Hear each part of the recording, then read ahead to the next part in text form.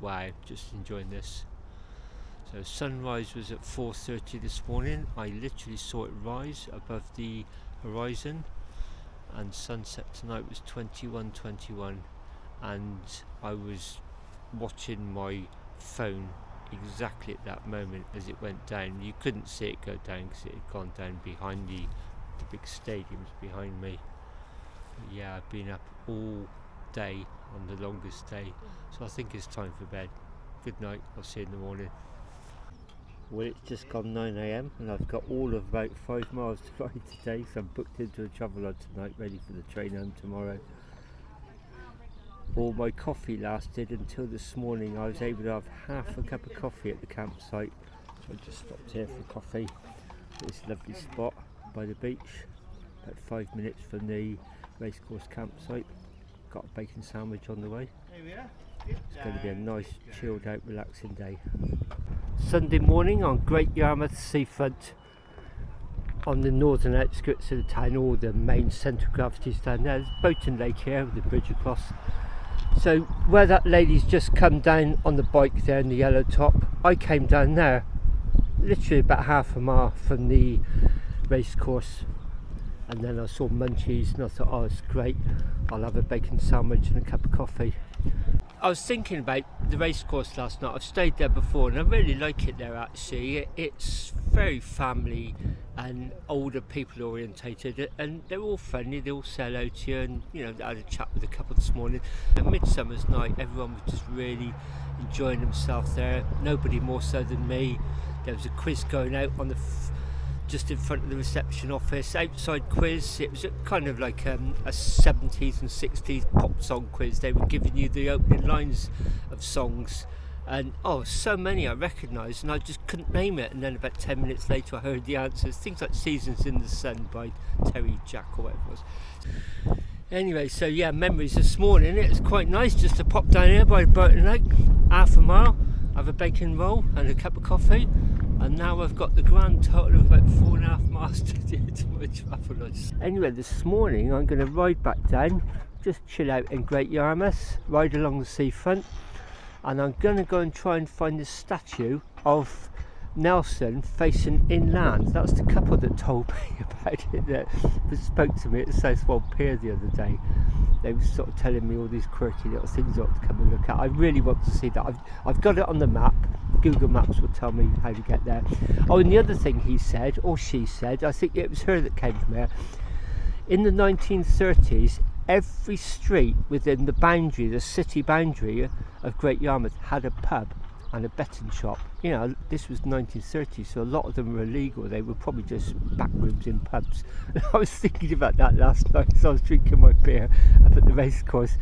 And when I went back a few streets to find that Zeppelin house, there were so many pubs. He said to me, obviously there's not a pub on every street nowadays, but he sort of said there's still quite a few. If you ever wander around, you'll notice them. I did. There were so many pubs. Just going about 4 or 5 streets, I think I saw about 6 or 7 pubs. I'm going to ride down here, vaguely heading for the Nelson statue, vaguely heading down to Gorstone Beach, and then I'll check in my travel lodge about 2-3 o'clock. It's not a bad way to spend a Sunday morning, is it? Riding along the seafront, or the sand dune front anyway, at Great Yarmouth. There's all these cafes down here. Yeah, you can tell the wind's strong this morning, but it's behind me, or slightly from the side, and I'm protected by these windbreak walls. This is great. I'm guessing the tide does come down here. They wouldn't have built this seawall otherwise. Gosh, that Boaton Lake goes on for quite a while. Still riding by it here.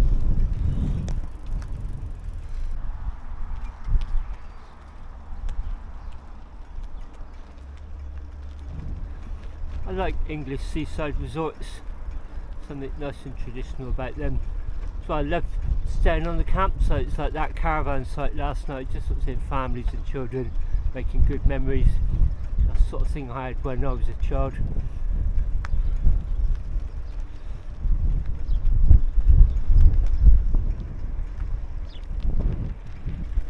Do you know what? I think I'm just going to find myself a seat in a minute and just chill out. It's just too nice to be going anywhere this morning.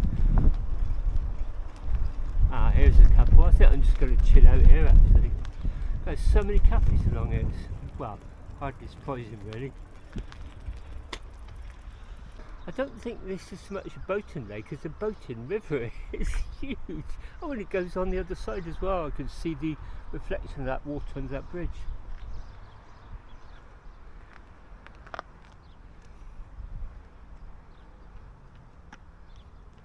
A thought just occurred to me actually. I think it was last Sunday morning. Seems like a lifetime ago. I came up to the Grand Union Canal, and it was soon after I crossed that I got to the first Thankful Village, Puttenham.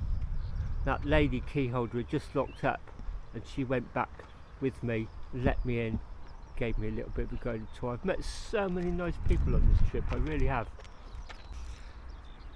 There was that guy I asked at Toft. You know, I hadn't found the slate plaque, and I sort of said, oh, could I just pick your brains? He sort of said it's at the Methodist Church. I think it is. Let me go and get my mother, and they both come over, and that was really, really nice. That was such a lovely memory, chat to them. And then there was just another small incident. I went into a Tesco Express, I think, in Southwold, and I just wanted a couple of beers for the campsite that night, and it sort of said 3 for £6.50, I think. I only really wanted 2, and I thought, well, I'll pick up 3. And I got to the counter, and she said £8.75, and I went, oh, I thought it was 3 for £6. She said, oh, that's only with the Tesco club card. And I sort of said, oh, I only really wanted 2 anyway. Can I give you one back? She said, yeah, sure. And this lady behind me sort of said, no, you have them. I'll just use my Tesco club card. And the girl sort of said, yeah, that's fine. That lady with club card of you. And I said, I didn't really want the 3 anyway. But it's just such a nice gesture. I sort of said, thank you very much, for your kind offer. But to be honest, I think my liver will thank me for it actually. I just didn't really want 3. And 2 when you're camping is more than enough. 3 just makes you feel a bit queasy really. But that was really nice, lady. But use my club card. And then there was lady and the man who owned the Croft campsite near the final Thankful Village. Struggling with the place names now, and they were just so nice. I mean, there's welcoming people, and there's just been really going over the top, and they were like that. They just couldn't do enough for their customers. It was just amazing. And also had a chat the next morning, and it wasn't about business, the campsite, it was about interest. I asked him about the Somerset and Dorset sign, and then he got talking, and then I sort of said about the Thankful Villages, and he was, what's that? I haven't heard of that. And then he was sort of saying, is there any more in Suffolk? And I didn't know that. And he was generally really nice. So I was there for about 10 minutes actually. I only wanted to go over and sort of say thank you for a nice stop, and I was there 10 minutes having a chat with them. I could have stayed much longer, but I kind of had to get on my way. So yeah, I think when you're by yourself, you're more open to talking really, and people are more probably likely to come and talk to you, whereas if you're a couple, you're a bit more sort of insulated, aren't you, I think. Oh, this is so nice. I just kind of don't want the holiday to end, but I kind of got a little bit homesick last night when I went to the Carlton Hotel yesterday afternoon after I saw the bikes doing their spinning and Evel Knievel jumps. The Carlton Hotel is right opposite Pleasure Beach at Great Yarmouth, and me and Linda often step at the Travelodge right by Pleasure Beach in Blackpool, and it kind of just made me miss home. It made me think of Linda. It made me think of Linda and start kind of missing home, if that makes sense. Even though we don't live in Blackpool, we've spent so many holidays there over the years by Pleasure Beach. It kind of made me think, yeah, this trip's going to come to an end shortly. I need to go home and re-establish my marriage with my wife. So I'm really looking forward to seeing Linda tomorrow. Made me really kind of realise I've been away from Linda for 10 days, and yeah, really looking forward to seeing her and getting home tomorrow.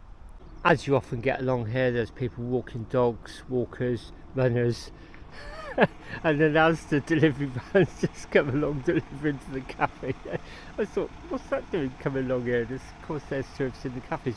I'm fascinated by this boating lake or boating river, whatever it is. I'm just going to go in and have a look. I'm just fascinated to see what it's like. Oh gosh, The waterways, established 1928. Oh, this is really, really nice.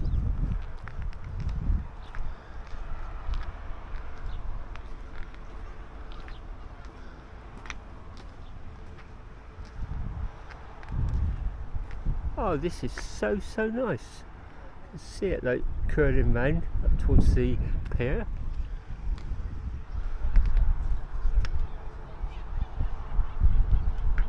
And there's two of them, there's one that side as well.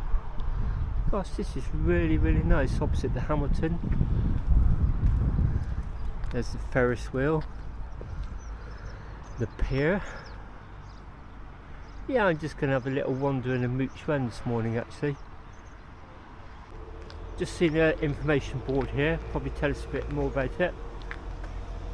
Oh gosh, architectural heritage.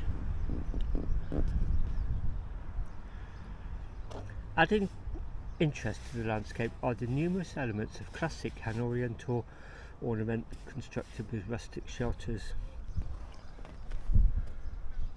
The ornamental concrete work is reminiscent of classic Georgian balustrading. Oh yeah, I thought the bridges were kind of a bit unusual.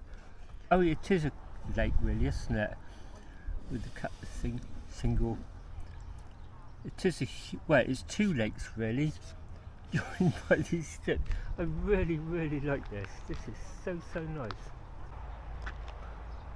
That caffe's thatched, that bridge, and one contrasting one there. Seems to be a haven for wildlife, ducks especially. Oh, it's just so nice walking along here. It says no cycling, and I wouldn't want to anyway.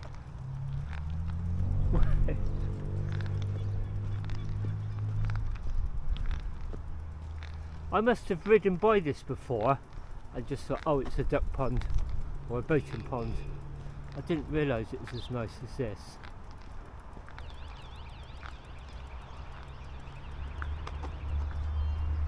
So I'm now down at the southern entrance of the waterways, one of those Grecian type bridges, and there's another board there telling us a bit about it. Let's go and see what that says.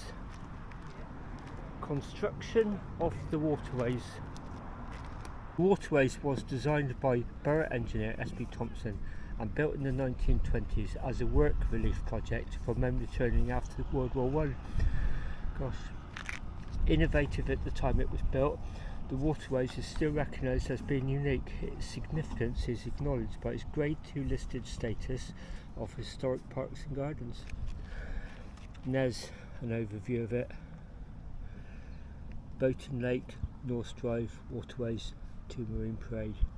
You are here, yeah, so we're at the southern aspect. Construction costs. The men were employed through the post-World War I unemployment relief programme. Priority was given to those who were married and had at least one child. They were paid £1 an hour. It was estimated to have cost £14,800, of which 40% was spent on employing 127 men for 20 weeks. So a product post-World War I employment programme.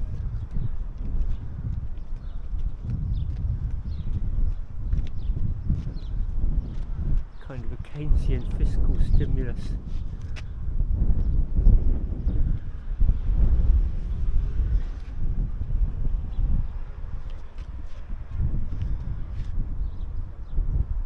Well, this has been quite a discovery.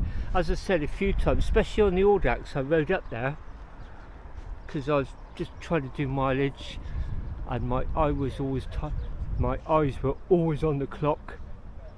Just shows what you missed, doesn't it? Wow, look at that big opening in the tubes going down to the beach. I've just put my sandals on. I'm going to sit here for a while with no rush whatsoever.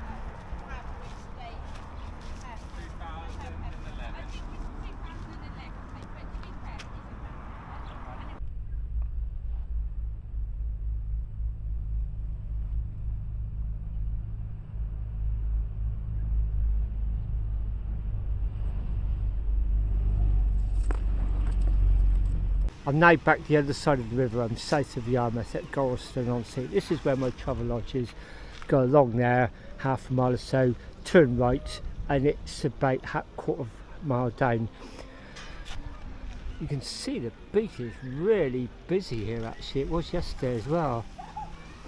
I actually really like this place. I really liked Great Yarmouth this morning.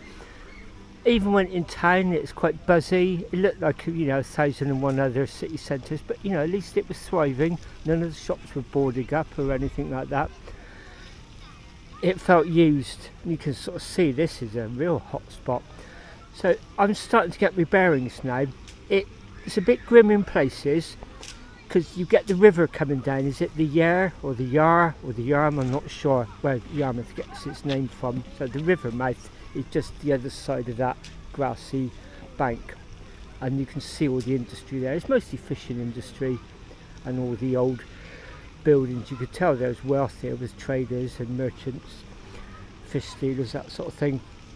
So about half a mile either side of the river, it's kind of a bit grim, but it's also quite historic as well. It's working, so it's not supposed to be pretty or nice. I really like Great Yarmouth and I really like Gorleston, and now I've sort of worked out how to weave my way through. It can look quite busy, but there's cycle paths which basically weave you all around the back streets, over the bridge, cycle way over that, and then there's cycle paths all the way along here, so you don't have to ride in any traffic at all.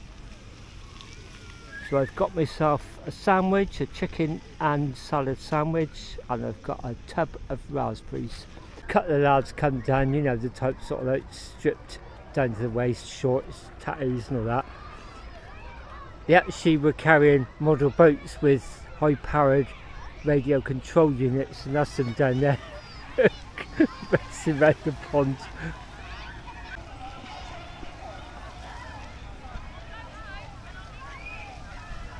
I think one of them just crashed.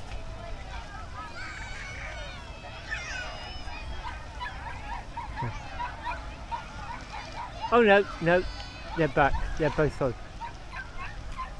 They're racing each other around that central fountain.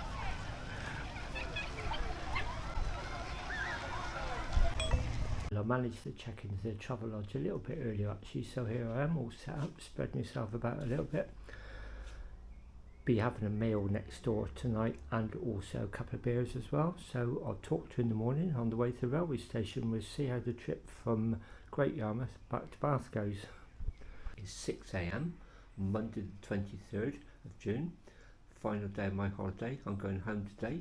I've just opened the curtains in my travel lodge room, and look, it's raining outside. I've had a week of heat wave. All I've got to do is get about 5 miles from here to the station. I'm hoping it'll ease up in a minute. I don't need to leave for about another hour and a half, so I'll check the weather forecast. I don't seem to remember it being forecast as rain today. I think there was rain coming in Tuesday, unless I've just overslept and I've missed a day somewhere. Well, I've just checked the weather app. This is called Hopton-on-Sea. That must be our nearest weather station. And it doesn't say rain. Quite strong winds actually. So I'm hoping this is just a passing sea shower. A little bit about the costs of this trip. Today, my train fare home, if I was to book it now live, it would be £116.90 single from Great Yarmouth to Bath. That's the cheapest. However, I booked mine with my senior rail card and I got it for £29.95, as you can see, so that's not bad, is it? That's almost £100 cheaper. This travel lodge was £34.99, so basically 35 for the room, 30 to get home. That's not bad really, is it? £65. And there's a couple of accessories I bought along as well. Everything's to try and keep the weight down and the bulk size, the pack size down. One good, one bad. The good one is these little Robinson's mini, really highly concentrated juices. I had an orange and apple to start with, that really hit the spot, and this apple and black currant, You have to use a bit more of that to make it tasty drink, but they're absolutely brilliant. And the one I wasn't impressed with, I got this from Superdrug, shaved cream in a little tube, slightly bigger than a toothpaste tube. It hardly formed any cream whatsoever. It just felt like wetting your face and shaving over that. I wouldn't buy that again.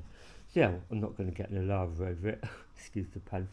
I used to have these little small aerosols. I couldn't find them, and you just press it and that would squirt out a little bit of gel, and that had the opposite effect. It was, you had to be careful not to get too much out, even though a little green squirt looked like it wasn't very much. Once you put it on your face, it really soaked up. So yeah, thumbs down for that, thumbs up for that. Lastly, while I'm doing a bit of summing up, you may be interested in the bike. So regular subscribers will know that I had my old touring bike stolen on the train coming home from a Thankful Village cycle tour last year. This is my new replacement. It's marketed as a gravel bike. What on earth that means, I've no idea. A bike's a bike, isn't it? But I went for it because it had all the fixings for racks, 4-point fixing, 2 bottle cage bosses, and fixings for a front rack. And I've also put mud guards on. It's got all the eyelets for that as well, so it looks like a touring bike now. And my first feelings when I rode it was, because it's 28-inch wheels, it came with 700 times 50C tyres on it, but I've put 28 times 2 inches. I'm told they're exactly the same. It's all to do with the Urto number, is it the 622 or whatever that means. But because I'm in effect 2 inches higher up, because my old bike was 26-inch wheels, it just felt like I was much higher up. And at first it was a bit weird, but I soon got used to it, and it's definitely more comfortable. And the frame geometry as well, it just really feels like it fits like a glove. It comes in 3 sizes. This is the small, and they also have this D profile seat pillow, which they claim absorbs a lot of shock. Now I don't know whether that does or not. That's pretty subjective, isn't it? I've got my Brooks saddle on, and I swear by that for me being comfortable. Whether that makes any difference or not, I don't know. I'd like to say it does, but I just cannot commit to that. The other thing about it is the gearing. It's only a double chain set, but the gearing just works fantastically for me. You can see I've got 2 rear light brackets. So when I've got the top bag on for day rides, I take that light out and put it in that bracket there. And when I'm taking panniers, I take it out of there, put it up there, if you get the drift. I really like the disc brakes as well.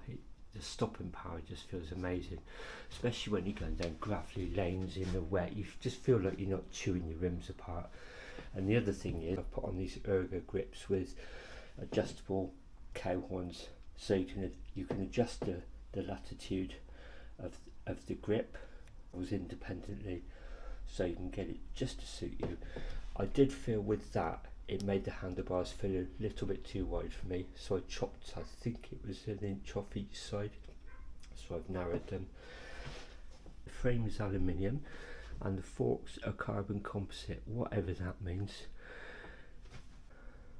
My main concern has always been, will it stand up to the treatment? I'm going to put it through years and years of sort of heavily laden touring. Only time will tell, but it certainly passed its first tests on this tour. Obviously I've taken it away overnight a few times just to make sure it will handle all the luggage. I've had it about 11 months now, so I would say within the first year I'm more than happy with that. Ever such a comfortable ride. The stopping power just feels fantastic, and the gearing on it, I thought I may have to change that, but the gearing, I wouldn't change that for the world. It's just perfect. It suits my style of riding perfectly. As long as it stands up to the test, doesn't snap on any tours, anything like that. I really do like this bike. It's a joy to ride out on day trips, but it's also fantastic for the type of touring I do. Heavily laden, camp based. It's 7:30 AM and I'm just leaving the Travelodge. It's stopped raining, there's a little bit of water on the road, some puddles, but it's quite sunny out, but I'm really noticing the strong wind. Lovely lady Donna, got to pay tribute to her last night. She saw me cooking out in the foyer, she checked me in an hour early, really nice. The guy at the racecourse campsite, he's a cyclist as well. In fact, he was just going out on his e-bike. He was interested in the trip, and he said, like, you stayed at the Travelodge tonight, what do they do with your bike? And I said, just take it in the room. And he said, oh really? I said, yeah, I've never been refused. I always bring a rag just in case it's wet or oily, you know, if I've been riding in the rain. It's only decent, polite thing to do. You wouldn't want to wheel a muddy bike in. And he went, oh okay, that's interesting, because I didn't know until somebody told me. Anyway, up to the seafront, turn left, then it's all the way up the coast, apart from the river crossing, even the cycle path over that bridge, then hopefully be at the station for the 9:17 train.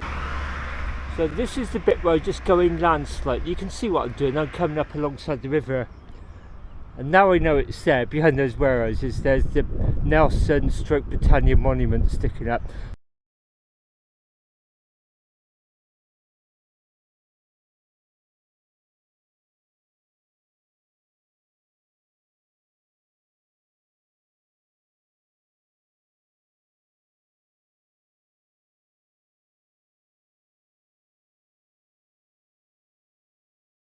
So I'm going to go along here. There's a cycle path over the bridge, then drop down the other side, and then that's Great Yarmouth basically, and make my way up to the north of the town to the station.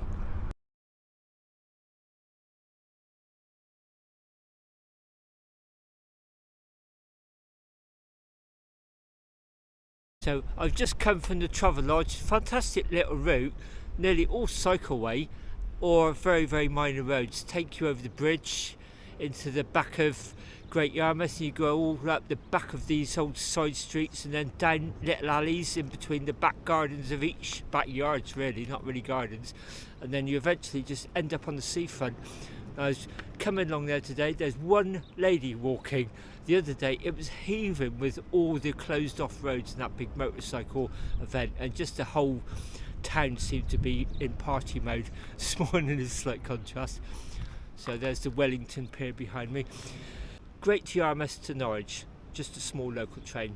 Then Norwich down to, it's the London train. I get off at Stratford, and then there's Stratford on the Elizabeth line, round to Paddington, and then Paddington is the GWR line straight down to Bath, and then I live about a mile from home. So that's the itinerary this morning. So the next mile or so is just along the seafront. I'm just going to really savour this last little bit of Great Yarmouth and the coast, the seaside, because I am going home today.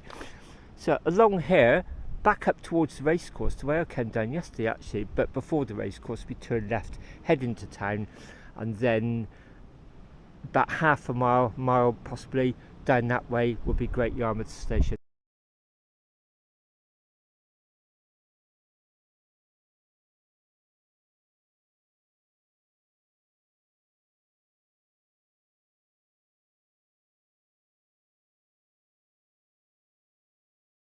It's 5 to 9, so I've got about 20-25 minutes to wait for my train.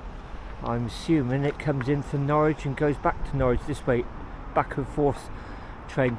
This is the one I'm not too concerned about getting my bike on. It's the other ones, especially if I have to put them up in those cupboard things, because the front wheel just won't get on some of the hooks. And also the handlebars are very wide. I just think that's going to cause problems, and plus the fact I'm not going to let it out of my sight. I don't care where it goes, it's not going out of my sight, having had it stolen last year. Welcome to this service for Norwich.